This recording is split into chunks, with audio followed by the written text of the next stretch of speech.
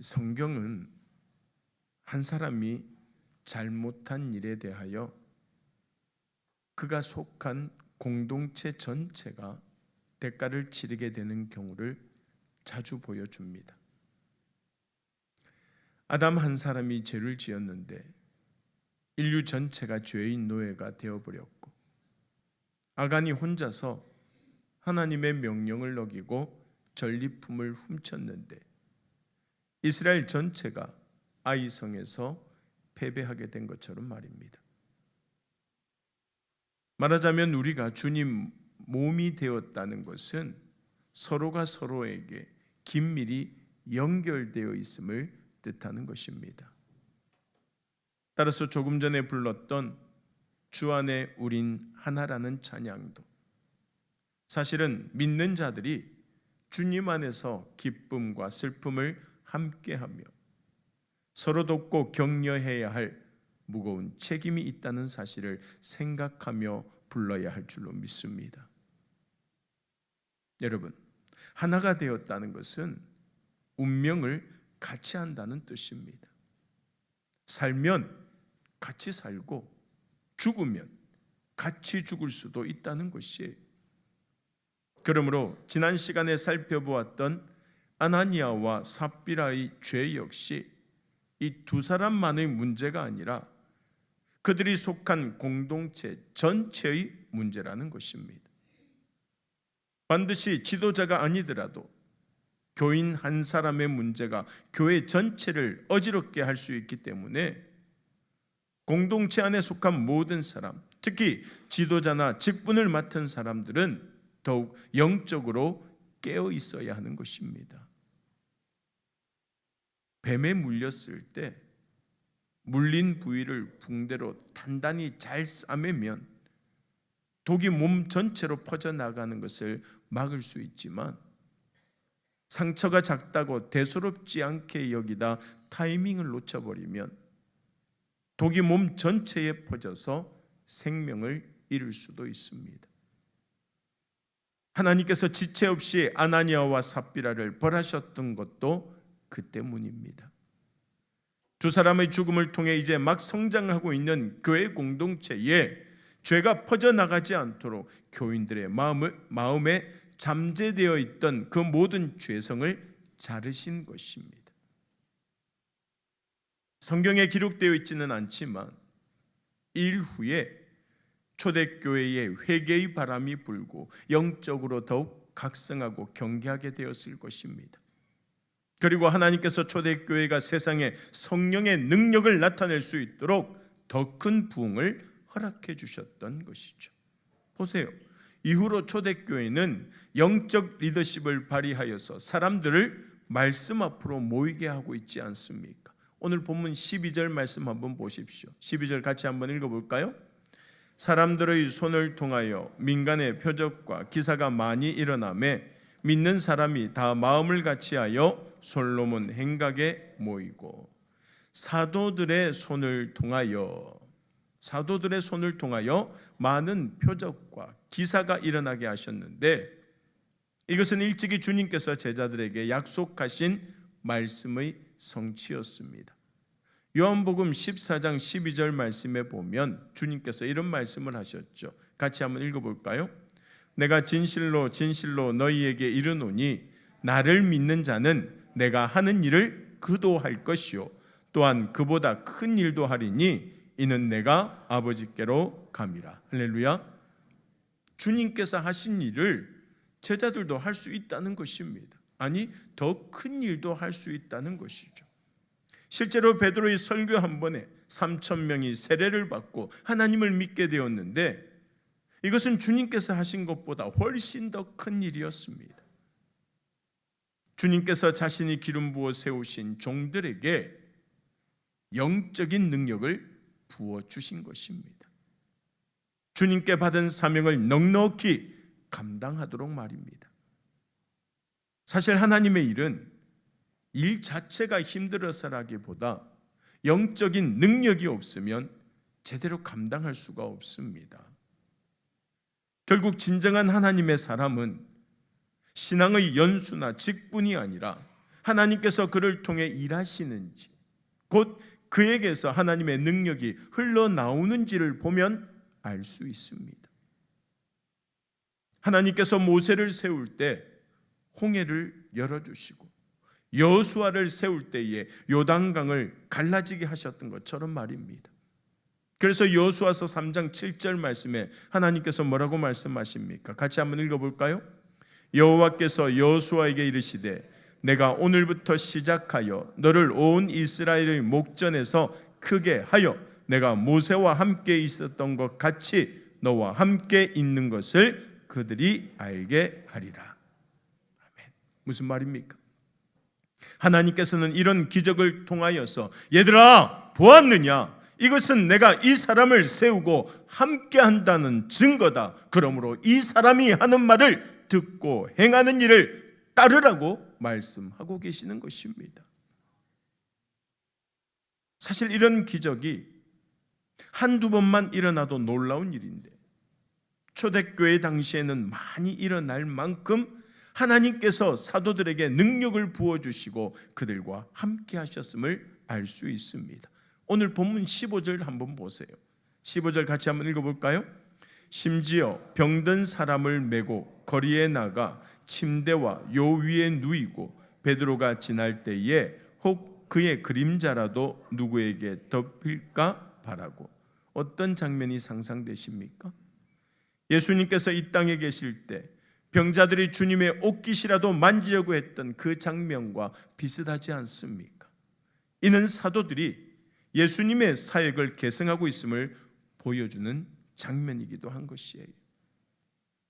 한편으로는 이런 모습이 너무 미신적인 것 같지만 그들은 아직 복음을 듣지 못한 사람들이기 때문에 그 기적의 주체가 성령이라는 것을 모르고 눈에 보이는 베드로 같은 사도들에게 몰려들었던 것입니다.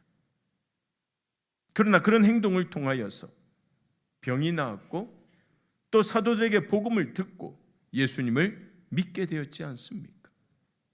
결국 하나님께서 믿는 자들에게 능력을 주시는 것은 믿지 않는 자들이 그들의 권위를 따르게 하시려는 것입니다. 그리고 그들의 영혼을 구원하시려는 것임을 우리는 기억해야 할 줄로 믿습니다. 바라기는 우리 간만교회 장로님, 권사님, 안수 집사님, 그리고 구역장, 권찰, 기관 임원들에 이르기까지 모든 영적 지도자들이 이런 능력을 받아서 사람들에게 인정받을 수 있기를 주님의 이름으로 간절히 축원합니다. 그래서 여러분들이 복음을 전할 때에 많은 사람들이 믿고 하나님의 전으로 모이는 놀라운 역사가 일어날 수 있기를 간절히 소망합니다. 또 아나니아와 삽비라 사건 이후로 초대교회 교인들은 다 마음을 같이 하게 되었다라고 말씀하고 있어요. 오늘 본문 12절 말씀 다시 한번 읽어볼까요? 12절입니다. 사도들의 손을 통하여 민간의 표적과 기사가 많이 일어나매 믿는 사람이 다 마음을 같이하여 솔로몬 행각에 모이고. 다 마음을 같이하여 밑에 줄거 놓으세요. 여기서 다 마음을 같이 한다는 것은 인간적으로 친하게 지냈다는 것이 아니라 성령 안에서 말씀과 기도와 예배를 통하여 영적인 교제를 나누었다는 말입니다. 밑에 적어 놓으세요. 영적인 교제.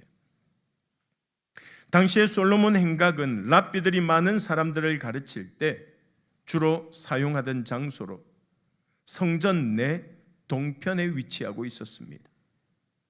그런데 건물이 없었던 예루살렘 초대교회가 수백 수천 명의 사람들이 모이는 큰 집회를 열기 위해서 자연스럽게 솔로몬 행각을 사용하게 되었고 하나님의 성전에서 당당하게 하나님을 예배하고 말씀을 배우면서 영적으로 더 강해졌던 것입니다.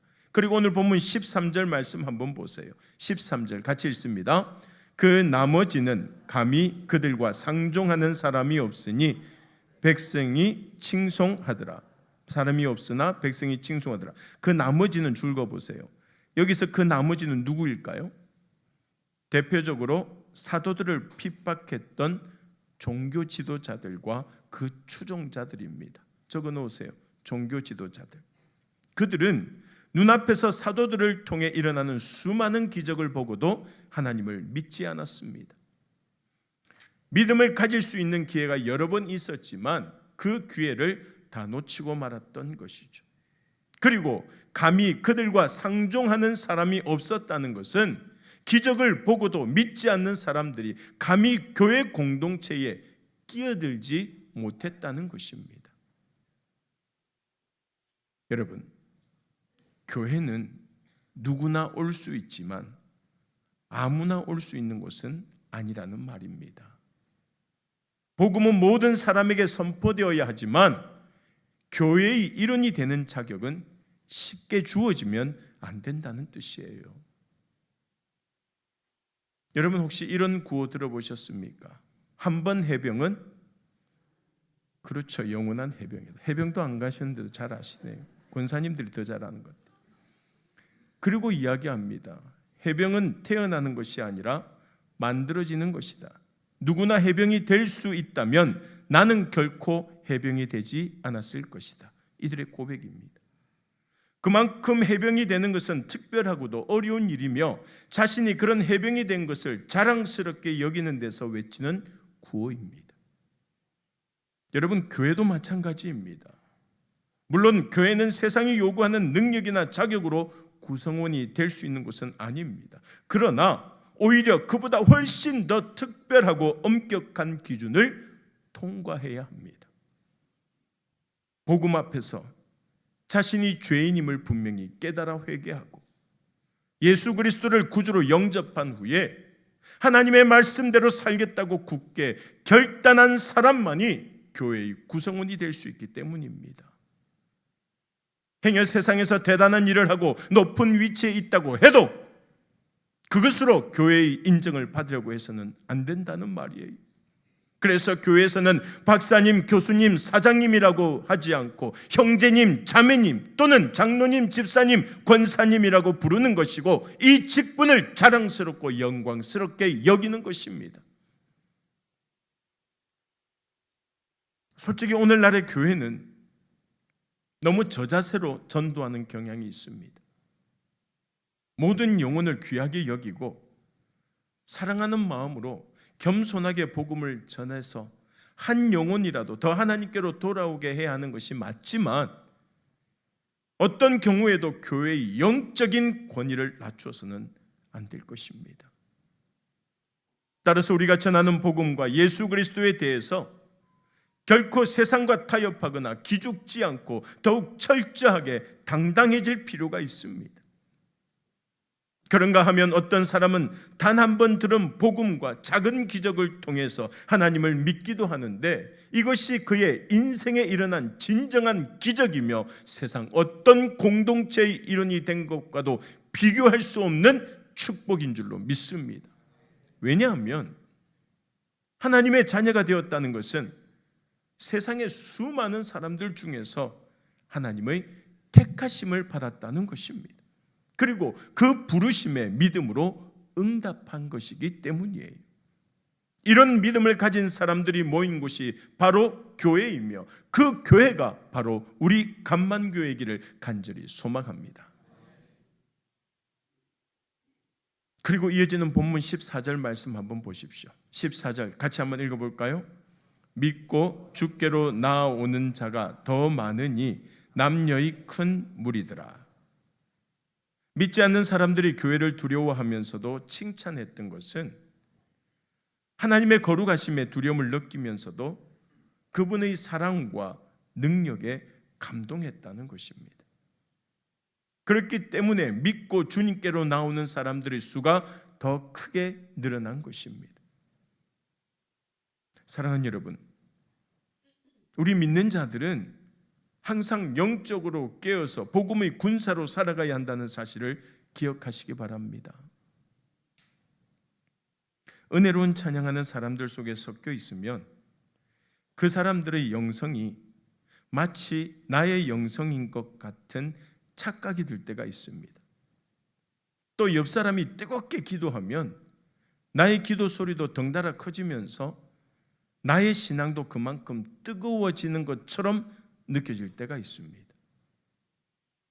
또 실제로 실력이 아주 좋은 성가대원들 속에 섞여 있으면 대충만 불러도 다른 대원들에 묻혀서 자기도 아주 잘하는 것처럼 느껴집니다.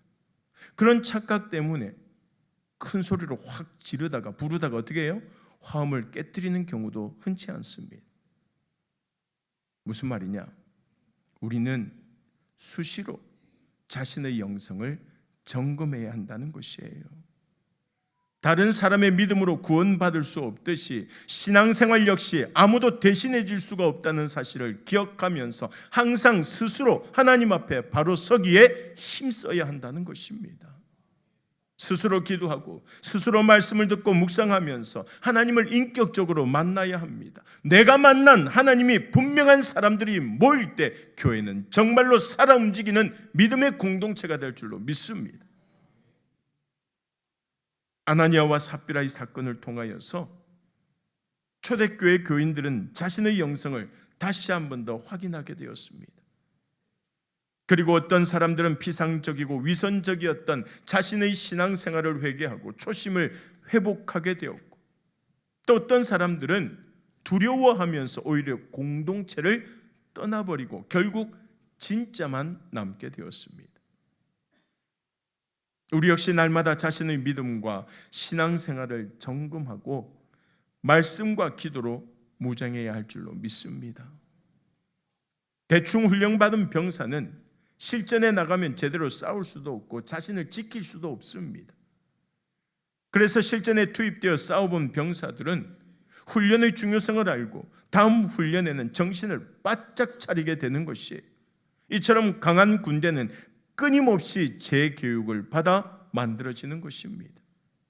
따라서 영적 전쟁의 최선봉에 서 있는 우리들 역시 한시도 긴장을 늦추지 말고 끊임없이 자신을 점검하고 신앙의 훈련을 받아야 할 줄로 믿습니다.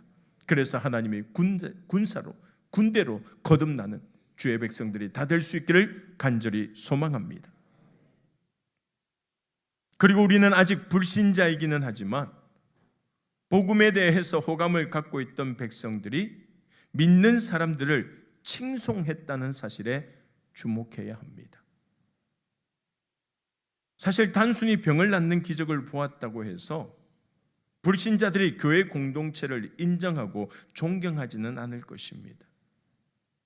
따라서 그들이 교회를 칭송한 이유는 평소 초대교회 교인들의 삶에서 예수님의 사랑을 느꼈기 때문일 것입니다. 사실 교회 안에서 아무리 뜨겁게 기도하고 열심히 예배드린다고 해도 세상 사람들이 그 모습을 보고 교인들을 칭찬하지는 않습니다. 교인들의 평소 삶에서 예수님을 닮은 모습이 나타나야 참 그리스도인이구나, 그렇게 인정하고 칭찬하게 되는 것이에요.